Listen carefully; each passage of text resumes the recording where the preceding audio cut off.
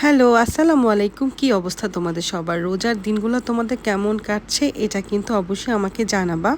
আজকে ফ্রাইড রাইসের সাথে খাওয়ার জন্য ৩ টা আইটেম আমি দেখিয়ে দিব। এগুলো আসলে অনেক ইজি রান্না, ওরকম কিছুই না। প্রথমে মুরগির মাংস ছোট, ছোট করে কেটে ধুয়ে তাতে সব রকম মসলা, গরম মসলা, গোলমরিচ, কর্নফ্লাওয়ার সবকিছু দিয়ে ভালো করে মাখিয়ে নিতে হবে। ও হ্যাঁ, সাথে কিন্তু একটা ডিমও দিয়ে নিতে হবে। তো ভালো করে একদম সুন্দর করে একটা একটা করে মাখিয়ে এখন যেটা করতে হবে এটা ভাজতে হবে। তো ভাজার জন্য আমি আগেই তেল গরম দিয়ে রেখেছিলাম। তো এখন আমি দেখিয়ে দিব আমি কিভাবে ভেজে নিয়েছি। সবগুলো কিন্তু একসাথে ভেজে নিলে হবে না, একটা একটা করে আলাদা আলাদা করে ভাজতে হবে। সবগুলো যদি আমরা একসাথে ভাজি তাহলে কিন্তু একটার সাথে একটা লেগে যাবে, তখন কিন্তু প্রপারলি ভাজাটা হবে না। তো এভাবেই মুরগিগুলো আমি ২-৩ বারে আস্তে আস্তে করে ভেজে নিয়েছি। তো ভেজে নেওয়ার পরে আরেকটা প্যানে আমি একটু ঘি দিয়ে দিয়েছি। তোমরা চাইলে তেল আর যে কোনো রকমের মাখন বা অলিভ অয়েল ইউজ করতে পারো। তো রসুন কুচি দিয়ে দিয়েছি হালকা হালকা আদা রসুন বাটা। এখন দিয়ে দিব হচ্ছে পেঁয়াজ কিউব করে কাটা আর কাঁচামরিচ। পেঁয়াজ, কাঁচামরিচ আর রসুন এগুলো একসাথে যখন আমরা একদম ভাজা ভাজা করি তখন যে একটা ফ্লেভার আসে, এটা কিন্তু পরে পেঁয়াজ কাঁচামরিচটা দিলে আসে না। এটাও আমি একটা শেফের রান্না দেখে শিখেছি। তো এখন দিয়ে দিচ্ছি হচ্ছে টেস্টিং সল্ট, একটু চিনি, একটু লবণ, এগুলো যা যা আমার দেওয়ার, আর সাথে একটু গোলমরিচ, তারপর দিয়ে দিব একটু সস হচ্ছে তোমরা ঝাল খেতে চাইলে চিলি সসও দিতে পারো। আমি আসলে টমেটো কেচাপটাই দিয়েছি, কারণ যেহেতু আমার বাচ্চারা খাবে এই জন্য আমি ঝালটা একটু কমই দিয়েছি। আর দিয়ে দিব হচ্ছে সয়া সস, একটু লেবুর রস, তারপর ভিনেগার, যা যা থাকে আর কি বাসায়। তো এখন আমার কেটে রাখা পেঁয়াজ কলি, টমেটো, ক্যাপসিকাম, বেল পেপার যা যা ছিল বাসায় আর কি সব কিছুই কেটে কুটে দিয়ে দিয়েছি। এটা কিন্তু একদম হাই হিটে রান্না করতে হবে আর ঢেকে দেওয়া যাবে না একদমই। আর এখানে বেশি একটা পানি ইউজ করা যাবে না। আর চিকেনগুলোও কিন্তু খুব বেশি রান্না করা যাবে না, একদম মানে মিডিয়াম টাইপের রান্না করতে হবে। জাস্ট চিকেনগুলো আমি এখন দিয়ে দিব। তারপর যেটা আমি করব, একটু নাড়াচাড়া করে এখানে একটু পানি দিব। আর তারপরে কিন্তু ঢাকনা টাকনা কিছুই দিব না, একটুখানি হলে আমি নামিয়ে নিব। যেহেতু আমি চিকেনগুলোকে ভেজে নিয়েছি, সো চিকেনগুলো কিন্তু মোটামুটি সেদ্ধই হয়ে গিয়েছে।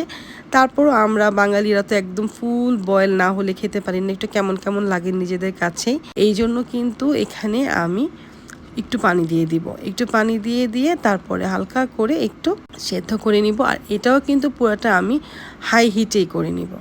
প্রচণ্ড পরিমাণ ঠান্ডা লাগার কারণে আমি আসলে কথাগুলো ঠিকমতো বলতে পারছি না। প্রতি বছর এই সময় শীত যাওয়ার পরে একটা শুষ্ক আবহাওয়া থাকে, তখন আমার প্রচণ্ড পরিমাণ কাশি হয়ে যায়। এটা খুবই একটা বিরক্তিজনক। আপনারা সবাই দোয়া করবেন আমি যেন খুব তাড়াতাড়ি ভালো হয়ে যাই। তারপর টেস্ট বাড়ানোর জন্য আমি এটাতে অ্যাড করে দিব হচ্ছে ম্যাগি মশলা। ম্যাগি মশলাটা দিলে আসলেই ফ্লেভারটা একদম চেঞ্জ হয়ে যায়।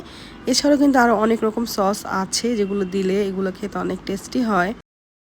রেসিপিগুলো কিন্তু আমার হাতের কাছে ছিল না, আমার হাতের কাছে যা যা ছিল ওগুলো দিয়ে আমি রান্না করে ফেলি।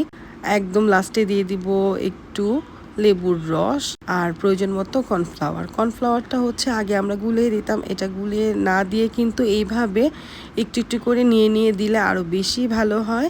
আর একটু স্পাইসি খেতে চাইলে মরিচের একটু গুঁড়া করে দিয়ে নিতে হবে, মানে চিলি ফ্লেক্স আমরা যেটাকে বলি আর কি। তারপরে একটু নেড়ে নিলেই কিন্তু একদম এটা খাওয়ার জন্য কমপ্লিট হয়ে গেল।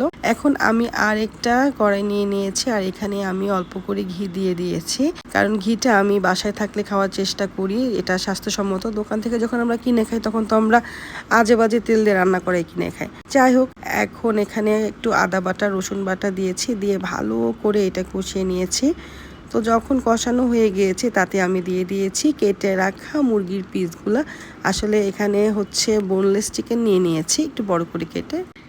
এতে দিয়ে দিয়েছি গরম মশলার গুঁড়া, কারণ গরম মশলার গুঁড়াটা না দিলে আমার ভালো লাগে না। আর আপনারা চাইলে আস্ত গরম মশলা দিতে পারেন, এটা কোনো সমস্যা না, যেটা যখন হাতের কাছে থাকে দিয়ে দিলেই হলো। পেঁয়াজ আর কাঁচামরিচ দিয়ে দিলাম, মানে পেঁয়াজ কিউব করে কাটা আর কাঁচামরিচ একদম চিড়ে রাখা দিয়ে দিলাম। এটা ভালো করে জাল করে নিব। তো ভালো করে রান্নাটা যখন আমরা করব, দেখেন আমি সবগুলো আইটেমে কিন্তু হাই হিটে করেছি। এখন এখানে একটু চিনি দিয়ে দিব, একটু টেস্টিং সল্ট দিয়ে দিব। মাঝে মাঝে টেস্টিং সল্ট খেলে ওরকম কোনো ক্ষতি হয় না, একটু চাইনিজ আইটেম রান্না করলে টেস্টিং সল্টটা একটু ইউজ করতে হয়, না করলে কিন্তু ওইরকম টেস্ট আসলে আসে না। এখন আমি একটু পানি দিয়ে দিচ্ছি, কারণ এখানে আমি একটু কর্নফ্লাওয়ার দিব। এটা একটু গ্রেভি না হলে ভালো লাগে না। চিলি চিকেন যখন আমরা খাই এটা একটু একটু গ্রেভি থাকে, গ্রেভি না থাকলে ভালো লাগে না। তো অন্য কাজ করতে করতে দেখেন এটা কিন্তু একটু পোড়া পোড়া হয়ে গিয়েছিল। তো এই জন্য আমি লাস্টে যেটা করেছি, আমি একটুখানি মানে কড়াইটা চেঞ্জ করে নিয়েছি। আর লবণটা দেখেন আমি একদম পরে দিয়েছি, কারণ অনেক রকম সস আমরা দিই, সো লবণটা পরে দিলেই ভালো হয়। এখন আমি বেল পেপার আর ক্যাপসিকাম যা কাটা ছিল এগুলো দিয়ে একদম ভালো করে আরেকটু গরম করে নিয়েছি। ব্যাস হয়ে গেল আমার চিলি চিকেন একদম খাওয়ার জন্য রেডি। দেন আমি এখন যে রেসিপিটা দেখাবো সেটা হচ্ছে চিংড়ি মাছ। আমাদের বাসায় আসলে মাখানো ছিল চিংড়ি মাছগুলো, এই জন্য যেহেতু হলুদ মরিচ দিয়ে মাখানো ছিল এই জন্য আর কি হলুদ কালার হয়ে গিয়েছে। তো আপনারা এমনিও যে কোনো চিংড়ি মাছ দিয়ে করতে পারেন। আমরা যেহেতু বাসায় খাবো, কোনো গেস্ট না কিছু না, আর বাচ্চারা যেহেতু চিংড়ি মাছটা খেতে পছন্দ করে এই জন্যই একটা চিংড়ি মাছের আইটেম করা, ওরকম বিশেষ কিছু না। এটাও চিলি চিকেন স্টাইলে আমি করেছি, একটু হালকা করে ভেজে নিয়েছি, ভেজে আমি উঠিয়ে নিয়েছি। তবে একটা জিনিস কি, যে একটু কর্নফ্লাওয়ার যদি অ্যাড করে দেন চিংড়ি মাছে, তাহলে চিংড়ি মাছটা কিন্তু অনেক বেশি সফট থাকে। এখন একটু রসুন কুচি দিয়ে দিয়েছি, রসুন কুচির সাথে একটু কাঁচামরিচ আর পেঁয়াজ কিউব করে নিয়েছি। আসলে আমি কাঁচামরিচ আর পেঁয়াজ অনেকগুলো কেটে রাখি যখন রান্না করি, আর সবসময় এগুলো আমি ইউজ করি। চাইনিজ আইটেমগুলোতে পেঁয়াজের টুকটাগুলো একটু বড় হলে কিন্তু খেতেও মজা লাগে আর দেখতেও ভালো লাগে। তো চিংড়ি মাছটা কিছুই করিনি, একটুখানি পানি দিয়েছি, মাছগুলো দিয়েছি আর একটু লবণ দিয়েছি। এটাতে আমি টেস্টিং সল্ট অ্যাড করিনি।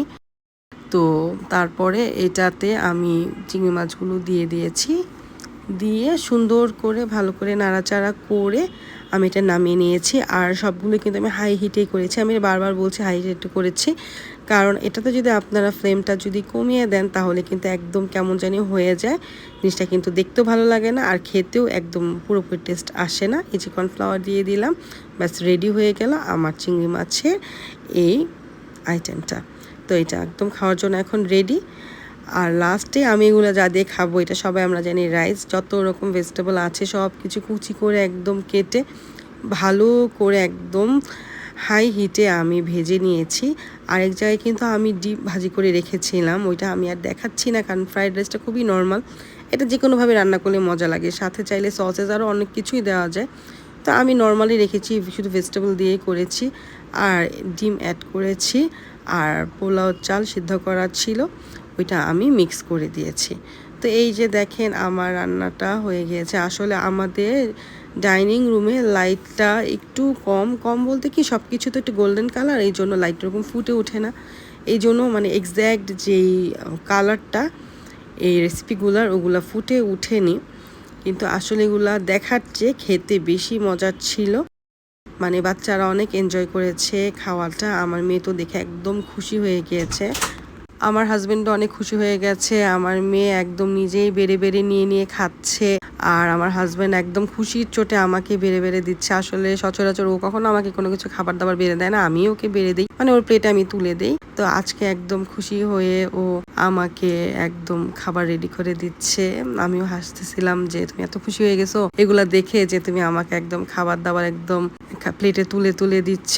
তো যাই হোক, এটাই একটা আনন্দ যে একটা কিছু রান্না করব, বাচ্চারা খুশি হয়ে খাবে, বাসার সবাই খুশি হবে, এই আর কি। আসলে নিজে রান্না করলে নিজে ওরকম খাওয়া যায় না, খেতে ভালো লাগে না, কেউ কিছু দিলেই খেতে ভালো লাগে কারো বাসা থেকে। এটা আমরা মেয়েরা হয়তো খুব ভালো করেই জানি যে নিজের রান্নাটার চেয়ে কেউ একটু দিলে আমরা বেশি খুশি হয়ে যাই। তো যাই হোক, বাসায় যেহেতু খাচ্ছি, এখানে কোনো চামচের কোনো ব্যাপার নাই, আমরা হাত দিয়েই সবাই খাচ্ছি। আর এই যে আপনাদেরকে দেখিয়ে দিই, চিকেনটা আসলে খুব সফট ছিল আর খুব ভালো ছিল। সবাই ভালো থাকবেন, আল্লাহ হাফেজ।